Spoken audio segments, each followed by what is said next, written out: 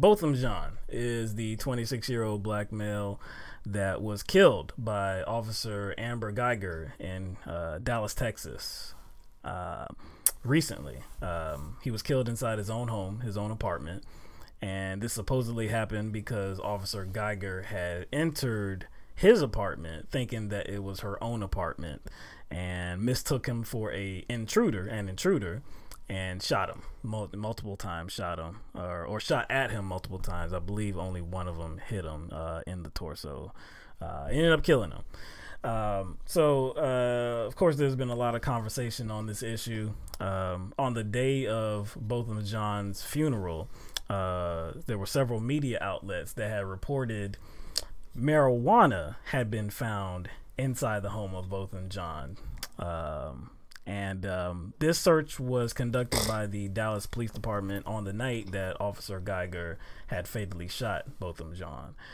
So there have been multiple search warrants for this case, but this particular search warrant specifically targeted fired cartridge casings, fired projectiles, firearms, ballistic vests, keys, evidence of blood, video surveillance systems, and contraband such as narcotics and other items used in criminal offenses. So this had just happened, or we just found out about this after the last broadcast that we did. On Thursday night, we saw the reports. We saw the notification saying that marijuana had been found inside his apartment. And really, we struggled to kind of find the words of what to say. We were just really just looking at each other. Well, like, we were looking at each other with like, it was a weird, confusing, calm sense of rage. Yes. Because we were both like looking at each other like, I know these motherfuckers. Yeah. Like because I was about to walk out. I was about to walk out the door. That's right. Yeah. I was about to walk out the door, and then you brought it. You pulled it up. Yep. And I probably stayed like about a half hour more because I was just like trying to just trying to make sense of it. Yeah. And so I look. The search yielded certain things. Okay. And so if you run through the list, it produced two fired cartridge casings, one laptop computer, one black backpack with police equipment and paperwork, one insulated lunchbox, one black ballistic vest with police markings, 10.4 grams of marijuana in Ziploc bags, one metal marijuana grinder, two RFID keys, two used packages of medical aid. So when I'm thinking of all the things that were found, okay, because like I said, it specifically was targeting certain things, and that's how search warrants are always obtained. You know, I mean, they can't be so broad. They have to specifically look for certain things. I feel a butt coming. But why the need to search for any type of drug-related products or material or anything like that? Why the need to search for marijuana as if that means something in this investigation? And again, if you're searching for something specific, that means you're looking for it because it's going to aid you in this specific case. Exactly. There was something else that I heard that was present at the scene, and that was a bowl of cereal. Did you hear that? I heard there was a bowl of cereal. Yeah. So Mr. Botham Jean must have been eating cereal in the dark. I mean, you know, if people want to do that, that's their business. Yeah. But that seems highly unlikely. Hey, it's possible he just left it out. But like you said, it's also highly unlikely that, you know, she brought all these items in while at the same time being able to give him orders, right, and then pull out a gun and shoot him. It just seems like there's too many things that have to happen for it to be such a bang bang thing like she's making it out to be. Right. I mean, really the only way that this seems likely, all those possessions found inside his apartment, seems that after she shot him, she brought the stuff in. But why would she do that? That would seem that would be more likely, right? And the first thing, you know, I thought of when they said they found marijuana is that Dave Chappelle's stand-up.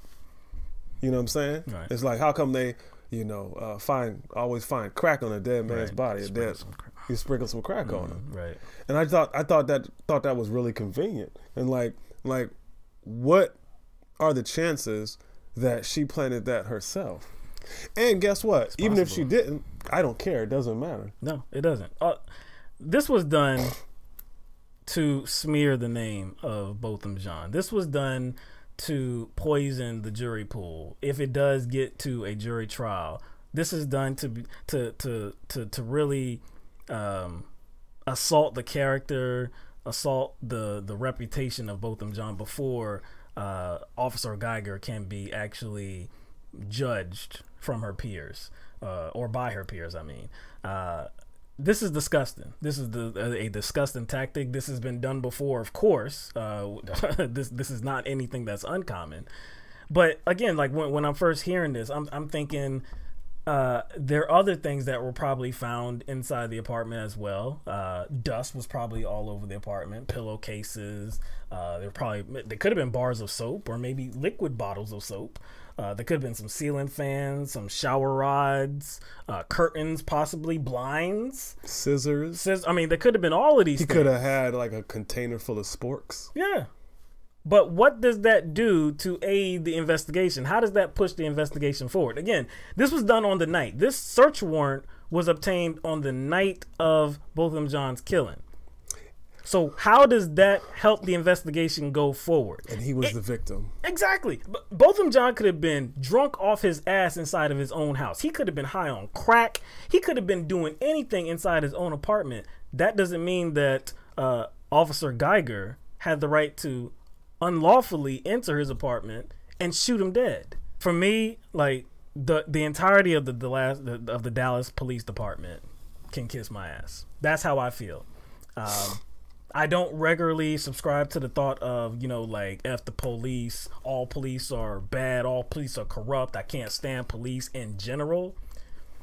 But the Dallas police force, the entirety of it, can kiss my ass. But not just them.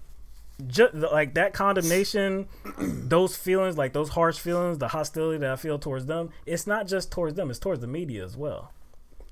The media organizations that actually ran these stories, how come they didn't highlight the other items in the headline? That's what I mean, in the headline of the story. Why was it so important to inform your readers that inside Botham Jean's house there was marijuana found? Clicks. First is clicks. It's irresponsible clicks. There's no way, like as a reporter, as a journalist, or as anyone who works for a news network, not just a human being, there's no way that you don't know what you're doing when you do that. There is absolutely no way. There's no way you don't know that it has nothing to do with the case. There's no way you don't know that. All you're doing is helping to smear this man's name. And you know you're doing it. Which means that you are a horrible excuse of a human being. Whoever made these decisions. Like, I'm kind of in the same position as you, I guess, concerning the Dallas Police Department and the way they've handled this and the way they've gone about it. I mean, I don't expect any officers to come forward and offer any kind of opinion. But I think that's the point of our frustration. Anytime something like this happens, it presents an opportunity for good cops to set themselves aside in the moment. To me, it won't matter when the trial ends. No. It won't matter. I won't give a fuck what they have to say after the trial is over. It's if they're not stepping up in the heat of the moment, it doesn't matter to me. So that's why I understand the position you're taking when it comes to the entire department. Because who has to speak for this man? Who? His family, us, his supporters, right? Sean King, Lee Merritt, his attorneys. Those are the people that have to step in and speak up for him. In an ideal society, our civil servants and the people that are, employed and tasked to, I guess, look out for the best interest of us, protect and serve, you would expect them as individuals to stand up for citizens when something like this happens and not kind of erect this blue wall of silence, because it's not about the blue wall. It's not about them. Their main and primary job is to protect the citizens, not the reputations or the lives of their coworkers. Yeah.